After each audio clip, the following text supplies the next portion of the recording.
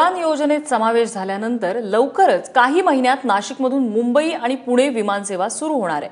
नाशिकमधून सुरू होणारी ही विमानसेवा जास्तीत जास्त उपयुक्त व्हावी यासाठी फेसबुकवर सर्वे घेण्यात आला होता। या सर्वेला तब्बल 10,000 लोकांनी प्रतिसाद दिलाय। हा सर्वे नेमका काय सांगतोय आपण पाहूया।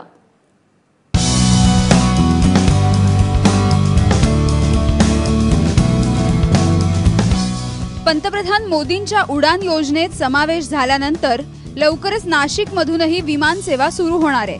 मात्र पहिल्याप्रमाणे पुन्हा या सेवेला ब्रेक लागू नये यासाठी नाशिककरांनीच कंबर कसली आहे। फेसबुकवर नाशिककरांसाठी टुरिस्ट चॉईस सर्वे आयोजित करण्यात आलाय।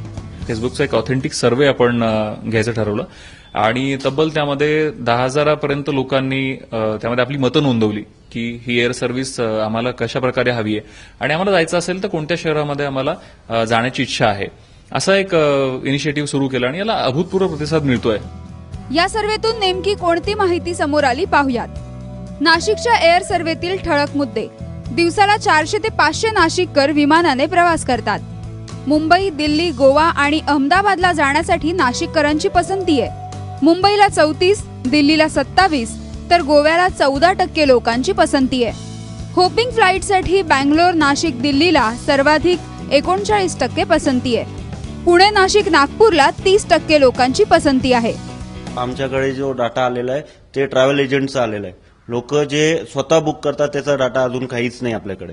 तर त्या हिशोबाने आपण बघितलं तर 400 तिकीट नाशिकहून दररोज बुक होत आहे। शहरातल्या 10 मोठ्या कंपन्या आहेत ज्यांचं आयात निर्यातीचं काम हे आजही नियमितपणे मुंबईच्या विमानतळावरून सुरू असतं।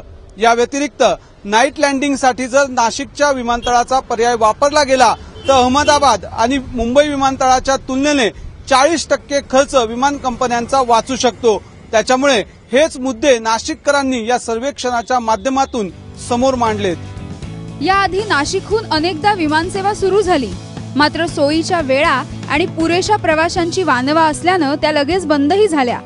मात्र आता पुन्हा एकदा नाशिकची विमानसेवा उड्डाण घेणार आहे, तेव्हा नाशिककरांच्या या मागण्यांचाही विचार व्हावा अशीच अपेक्षा व्यक्त केली जाते।